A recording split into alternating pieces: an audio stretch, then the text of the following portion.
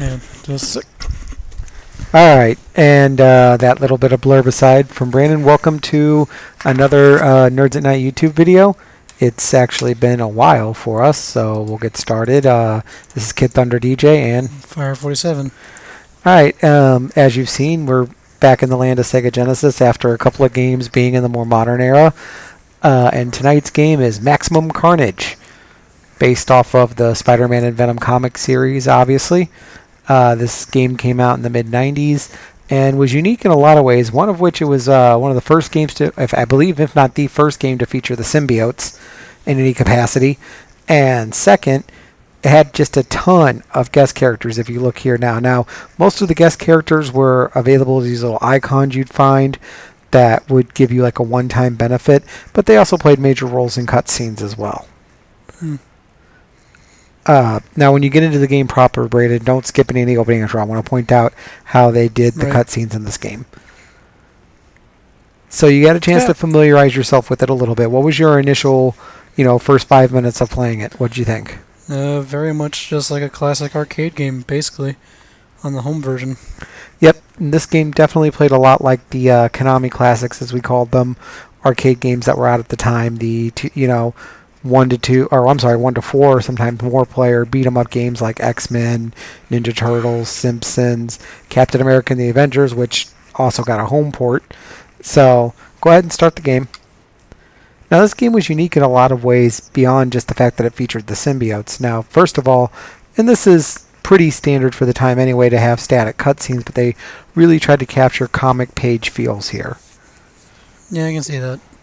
Right. A little bit of half animation, a little bit of comic book splash page work. It was really well done. Here we see Cletus Cassidy telling everyone he's basically going to kill them. Which this game didn't shy away from what Carnage was. I mean, they didn't have a lot of blood or gore, obviously, this is a 16-bit game, but, he makes no bones about the fact he's going to kill them. I like that Green Jelly did the quote-unquote soundtrack for this game. And there he is, folks, in 8 or 16-bit glory. It's Carnage. Nice. Yeah. I remember, getting this game and being one of the lucky ones. Well, to get the red cartridge, it was common on the Genesis. It was uncommon on Super Nintendo, so everybody had the red cartridge on the Genesis, so it was better if you had the black one if you had a Sega. But on the Super Nintendo, it was a gray cartridge normally, and then you got lucky if you had a red. That's going to be confusing. It is. I mean, it doesn't mean anything. Like, even nowadays, value difference is not much at all. But it was just funny, the little things they would do to market these things and make them more appealing to people. Yeah. I always remember the rare cart colors being a thing. Yeah. So now we see some of the initial story here, and Carnage being crazy, killing people, and teaming up with Shriek or whatever you call it. Yeah. It's actually Shriek, but still. Almost looks like Shrek, especially on our TV. I know. Yes, this is definitely, as we've said before, some of these games do not translate well to 4K. This is definitely one of them. Right. No, it's kind of interesting getting to play this game because I always see it when we're at like our toy shows and stuff and we're putting down our carts, and because of its color, obviously it always does stand out as a title. It's kind of interesting to finally get on to playing it. Right, and when we have a red one in stock, it usually doesn't last very long. Yep. But yes, now getting back to some of the other interesting things about this game, Venom is a playable character, but not at first. You're just dropped in the first level as Spider-Man. Interesting. I was wondering if Carnage or any of the other symbiotes would have been playable. Nope, just Venom. And this game was preceded by another game called Separation Anxiety, which was loosely based on another comic run that did feature more symbiotes. And as you well noticed and commented earlier, this game's not easy. It is not. And there's no way to change it. You're just in the game ready to go. They made Separation Anxiety even more difficult because that's what I'm sure gamers were clamoring for. All right, yeah. Hey, let's do the opposite of what they were asking. Right. Here's a game we couldn't beat without codes or a Game Shark. What would people want in a sequel? More difficulty? You got it. What's your name, sir? Son, you're getting a promotion. Right. Wasn't it quite as good as your, let's make controls even more broken for sequels to such games as any Batman game or, whatever at this time, but it's still good and it'll work. So I pulled that move off on the bosses earlier, that double slam. I'm trying to figure out It's how just to replicate it. Is it random? it's just timing. You have to have an enemy on each side of you, and then you hit the web button, and it'll do the double grab. I think it might be as I'm moving down and I do it. Like Nope, I know directional doesn't have any effect on it. And you can find other little power-ups for Spider-Man too, like his armor suit is available for a brief time in one of the levels. And again, I mentioned the little character tokens you could find. They threw a lot of this stuff in here, but at the end of the day, you basically just wind up beating up whoever you're with. And they throw in the comic book, kapows and bams and all that. And the thwacks, the onomatopoeia. yeah, kind of like Battletoads Double Dragon too, with slightly enlarged body parts, which in a comic would make sense because you'd be at the proper perspective for it to look like those parts. Like when he does his jump kick, his foot looks like it grows 2 or 3 inches. Yeah. On the screen, which means God only knows how big it would be in comparison to real life, or even to the character model. But still, it's funny that they tried to really make this feel like you're playing a comic game. And it was funny even more so because a couple years later, after the next system in Sega's life, which was the Saturn, next full system came out, they released Comic Zone. I was wondering if that was going to come up. Which blew it all away. It was a way better. You were literally like having to tear through panels, and you could tear off parts of the paper and make airplanes that would unlock secrets. It was a very well done game, and just as brutally difficult. You had 1 life to get through the game. Ooh, Jesus. Yeah. At least you have 3 lives in this one. Yeah, and the enemies occasionally will drop hearts and mouth and stuff. Yep. Don't be afraid to climb around and explore. There's health and lives around here somewhere. Supposedly, if you know where to look, there's a way to keep yourself alive to get through this. I've never done it without some form of code assistance. I don't have that much patience. And there you go with the big Battletoads punch, as I call it. Yeah, just the hook into the gut. Yep, and if you notice the last frame, your fist is like super huge. Yeah. All right, so... I mean, this is just standard, New York. Right. This on right yeah. He's not even fighting crime right now. These are just the citizens in New York late at night.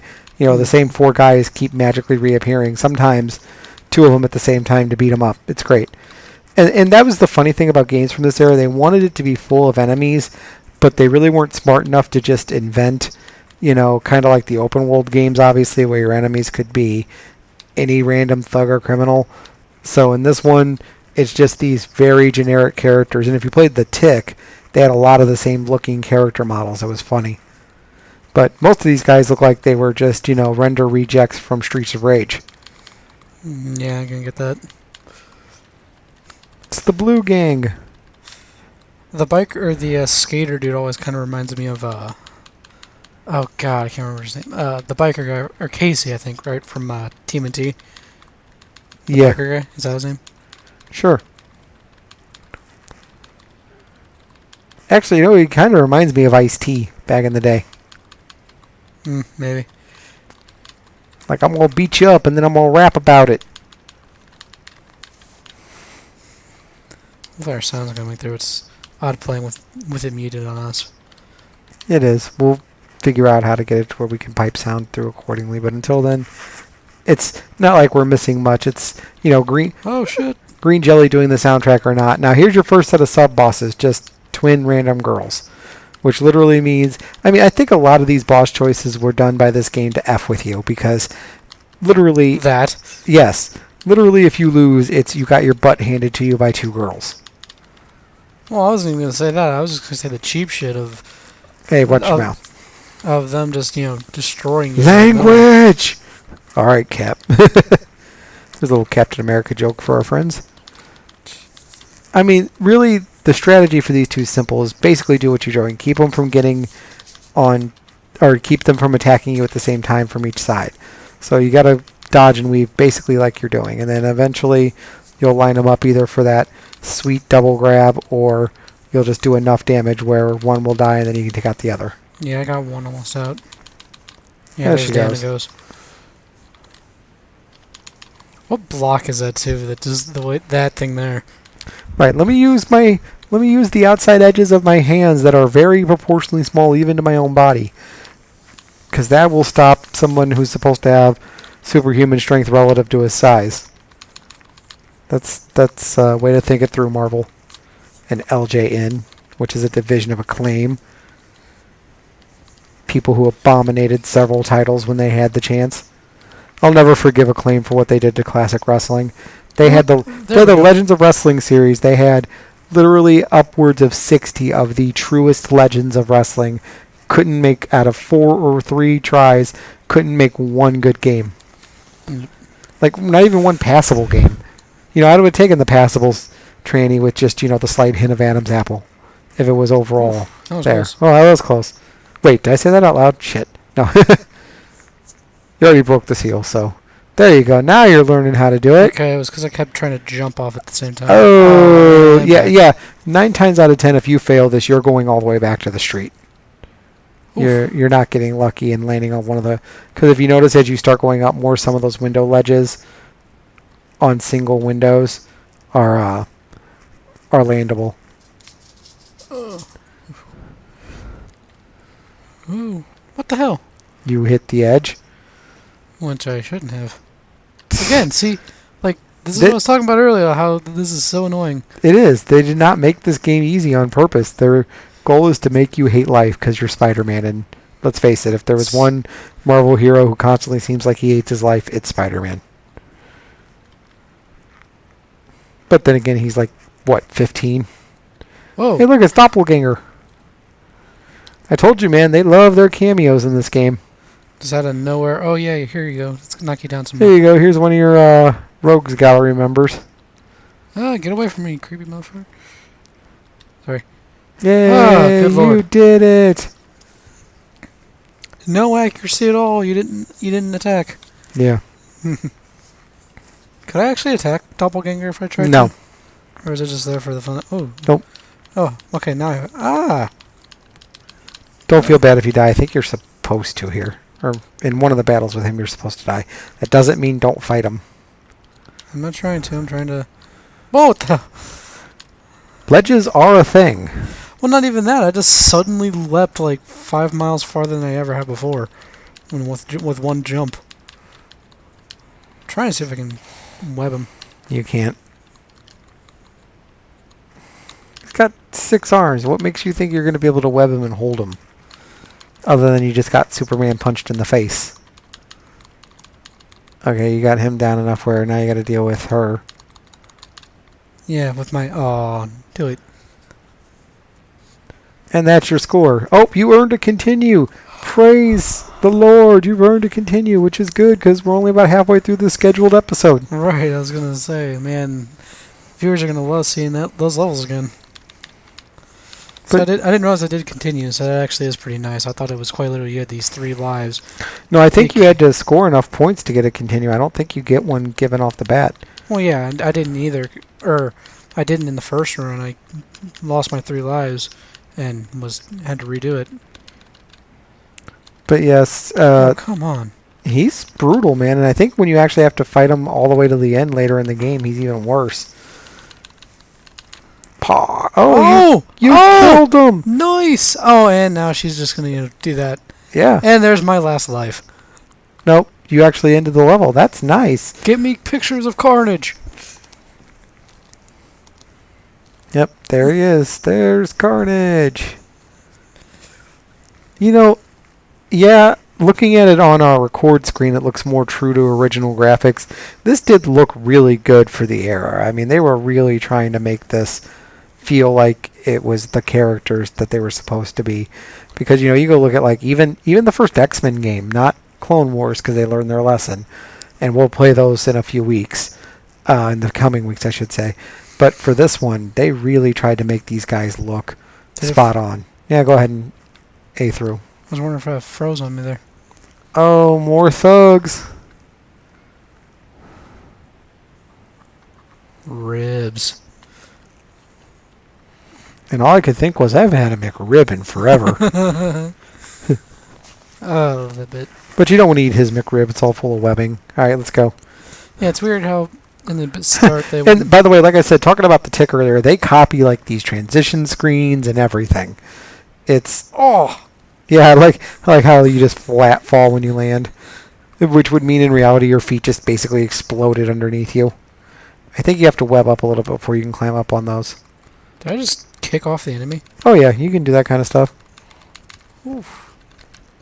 That is my foot in your face.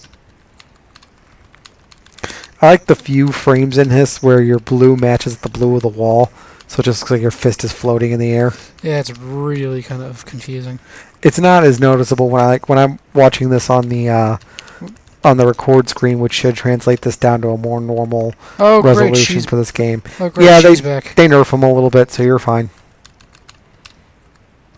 But no, on that screen it looks fine because you can see the outline blacks a little better and everything else. Oh my god! Now, okay. Yes, they nerf her, but getting hit by an enemy from each side of you is still not a good thing. Well, yes, I understand that, but still, that was quite literally seemed like just her attack one-shotted me. Nah. Oh, damn it, I was trying to go for the shoulder aim. That shoulder aim is very useful. I think scale up right there. Try to climb the wall right there, because I think there's a heart somewhere where... yeah, keep paying attention, because the first chance you can get to get over that blue thing, there's a heart, and you can pick that trash can up and throw it.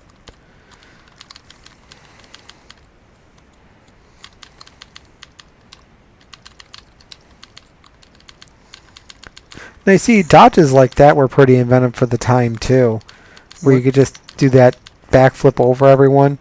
I mean, what sucks about this game is as hard as it is, if you consign yourself to really learning how to do everything and timing, it's not as bad. And that's what they wanted you to do. Heart, please, yes. Oh, a little bit of more life as they start to attack me. Generic palette-swapped villains. Like how she just fell on her ass because you punched her out of the air. No!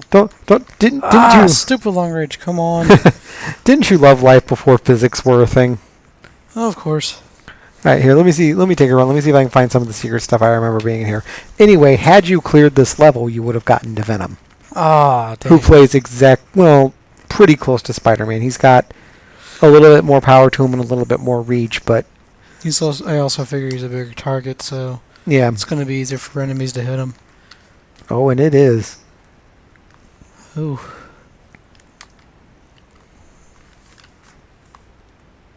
Could have sworn there was something you could do at the start screen, but I can't remember. To the Googles now. We don't got time for that. Run, Spider-Man. I love how they always give Spider-Man the most over-exaggerated run. Yeah.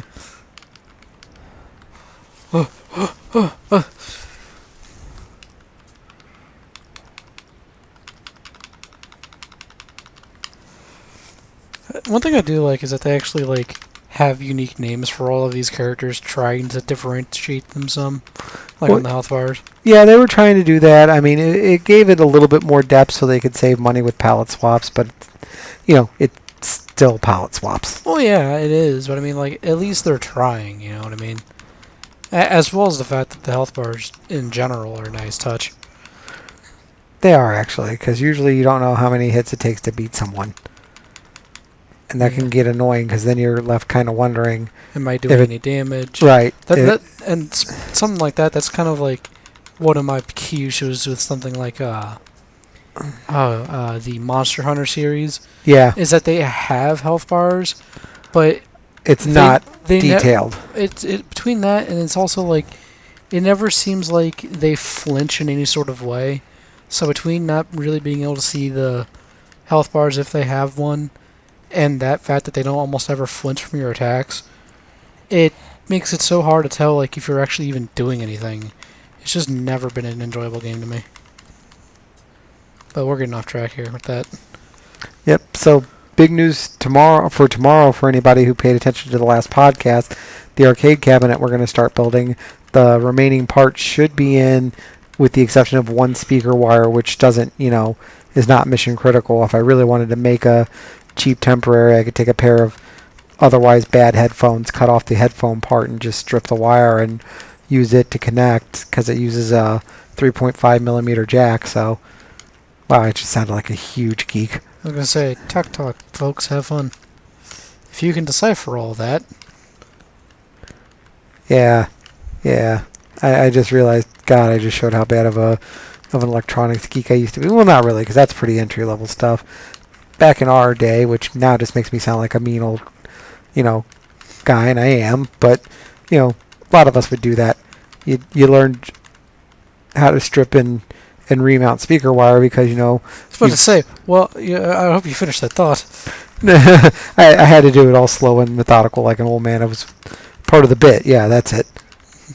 Who are you and where's my horse? That's what we'll call it. Right. Anyway, but to finish that thought, back in my era, the coolest thing you could find on the street was somebody'd throw out an old house stereo, and back then each speaker was as big as you are. So you'd have to be like, oh, is the wire bad? Is it the speaker? Is it the voice cone?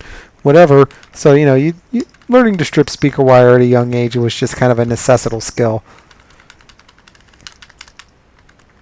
Right. Back in the emergent days of CDs, which are now dead. I was going to say, what's a CD? It's so weird to have lived completely through a media, because VHS was already a thing when I was born. Not a popular thing, but it was already a thing. Yeah, somewhere. Cassette tapes were already a thing. Records were dying, so I lived at the end of a musical era, or of a media era. I lived through the end, basically, of VHS. Those things pretty much died shortly after I was around, because then DVD was starting to become popular, a few years later after I was around. Yep. So yeah, I sort of experienced one. To live through one is pretty nuts. Well, yeah, because it just shows how fast it changes. It changes because this is, you're 20, about to turn 21. I'm 30 something. Use your web, dude. That stops him for a minute. Yeah, I know. Used to be better at this. That's the worst part. Is that the range on that is just absurd. Stop smacking me with your hair. And the one has such an ungodly advantage in health. I don't think you can actually damage her till the other one's gone. No, I've had them both down before. They're just a pain. Needless to say, I didn't use it. I don't think I did, or at least I wasn't trying to, because it's. I don't think you can. Yeah, because it's first level anyway. So. Well, I wouldn't. Maybe they might kick you to the boss. Who knows? No, they won't. Imagine. Yeah, right. Yeah. Has anything in this game made you believe they were going to make it easy on you? Because, Oh, can you actually kick them as you're doing the swing, or does you can? Yes. Now here's something. Here's a little bit of comic book fanboydom, or whatever you want to call it. Did you notice the web disintegrated after a little bit? Oh, you actually. Yeah, in reality. Because remember, in reality, Spider-Man's web's artificial and only lasts for 2 hours. Once it's deployed out of the the cartridge, because it's in the cartoon, at least. I don't know if it was a fluid thing or not in the comics, and we're getting way deep into nerd territory here, but in the cartoon in the 90s, it was a little cartridge he would make of it, and yes, it would have about a lifespan of about 2 hours. Yeah, I never knew about the actual the details of all that, but I knew it was a cartridge-based thing he had of his I think they remember showing that back in the original movie of him making those when he first started making the suit and shit. Well, no, in the Tobey Maguire films, they made his webbing they made it a part of his body. He would have these little spinnerets in his wrist, and I'm for the amount of time they showed that happening, they could have shown and kind of paid off on the whole "hey, he's a boy genius" thing by having him, in that same amount of time, make a cartridge shooter, which is exactly what they did in the Andrew Garfield ones that came out a few years ago. Is they brought that back and they made it a thing where it was oh no, these are a device he's made. And in the same amount of time it took them to show Peter having a bunch of trouble controlling his web that were natural, they did the same thing with a machine. And of course I get it, Sam Raimi was going for the cheap masturbation joke. But it was seriously, come on. You're butchering everything about Spider-Man already. Leave us that. Leave us something to feel an actual connection to this character. I thought it was something along the lines that he had the original ones that he could make himself, but like they weren't either as strong or something like that. No. And he had to make like the thing because it was stronger. I thought No. that like would use maybe as a source and like supplied it. I don't know. Yeah, So you're rambling because you're tired. In reality, no. He in the comics. No, and not in, even tired. I'm pretty awake. I'm just. Well, in the first movie and in the comics, I'm sorry, in the first movie, unlike the comics, his web shooters were a part of him, like they were built into his wrist, and they had and they were based off of the spinnerets that a spider has on their abdomen to create webbing. Now, in the Andrew Garfield movies that came later, they were a cartridge, and convincingly enough, they gave Venom for his appearance bioorganic web shooters, so he could do it. He could generate webbing on his own too, and so could the black, which is when it made sense for the black suit Spider-Man to do it, because that's how it was in the comic story. Yeah. I really wish they hadn't butchered that movie, and I don't. Yeah, I was gonna say I haven't seen the movies in years, so I mean I'm probably just remembering it wrong. Oh well. But yeah, like it's. And actually, I think the only way you can hurt the one while the other one's still alive is if you can catch them in the Spider Smasher. Like I said, I'm pretty sure I had them both to red at one point before the other was dead. Ooh. Ow.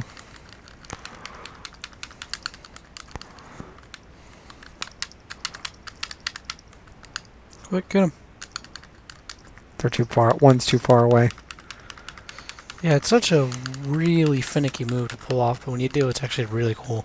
Yeah, when you pull off the Spider Smash, which is where you get The double an slam. enemy on each side, yeah, and the double slam, it is painful. They're all. Oh, shoot. one escaped. Yeah, damn. It's alright, I'll just throw her sister at her. Join our debate social. What? I don't know, it's a Mystery Science Theater reference. That's a good time. They're bringing it back. I know, I can't wait. Yep, and they're going to have, who was it, Felicia Day or whatever her name is? Some trick. She's pretty, you know her from, like, she does voice work for a lot of the Well, I mean, you know, Adult Swim shows, Felicia something or other, I think. I think it's something like that. Yeah, she's going to be the new man. One She's thing going to be one of the new mad scientists.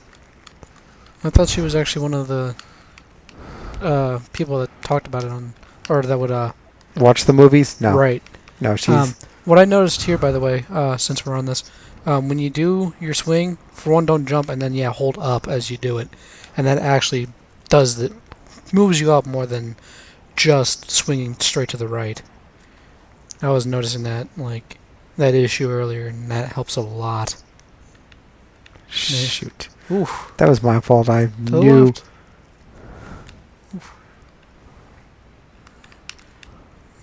Risky. He's still hanging on, folks. How's he doing it? Oh, right in the corner. Well, I had to. It was either that or get knocked down and go all the way back down to the bottom. Like that. Ooh. You are taking all kinds of risks. That's gonna hurt. I like how I like how deflated he looks when he just falls down. Right. He just Like he just lost. It looks like he lost like his limbs, or not limbs, but like his bones, and he just couldn't. Yeah, it's just, they just sunk in. like, where's all my bones? On all new bones. All new bones. I got all new bones. I am not good at this. I don't have a problem drinking. I'm pretty confident in it. Oh my lord, you're finally getting help with your demons. Are you kidding? My demons and I are closer than ever. That is just creepy when Doppelganger comes in out of nowhere. Yep. Knock him off the roof. I got it. Yeah, that's the best strategy. You knock him off the roof. You don't have to fight Shriek.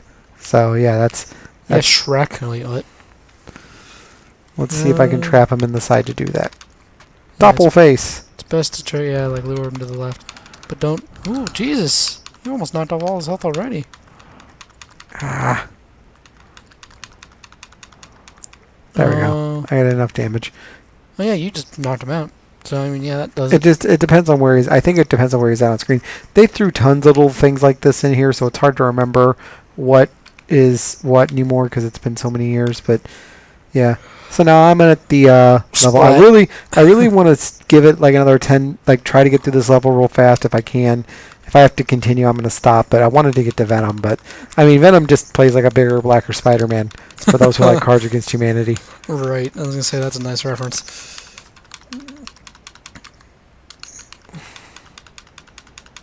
Now, one disappointing thing is it would have been nice if they would have somehow had the black suit Spider-Man, not the armor suit where it's black with gray trim, but the straight up black Spider-Man suit. That would have been awesome. Yeah, I don't remember the armor suit you keep mentioning. I know the black suit. It was something that appeared periodically. It wasn't anything major, but that's it. Another game over and we're done. So that's it for the Maximum Carnage episode. Please like, share, subscribe on Facebook, facebook.com/nerdsatnight. You can find us on iTunes at Nerds at Night, NITE for both of those. Obviously, you found us on YouTube. We'll leave comments. Tell us we suck. Tell us we're stupid. We don't care. Just leave comments. Let us know you're watching. And we will be posting pictures on the Facebook page of the arcade, of the bar top arcade build. And I also like to mention, check out our friends over at Gru Gamers, I believe is the title, GRUE. They're some ones that's bought from us recently, has also helped share us around. They're pretty cool. Yeah, he Twitch streams, and he actually Twitch streamed a copy of Diddy Kong Racing we provided to him, and yeah, he's a friend of the business as well as a friend of the show, so yeah, check him out. We're going to try to add his logo to the start of this video. I doubt we're going to get it to work, but hey, we're going to try. Alright, so from Nerds Not Gaming, I'm Kid Thunder DJ.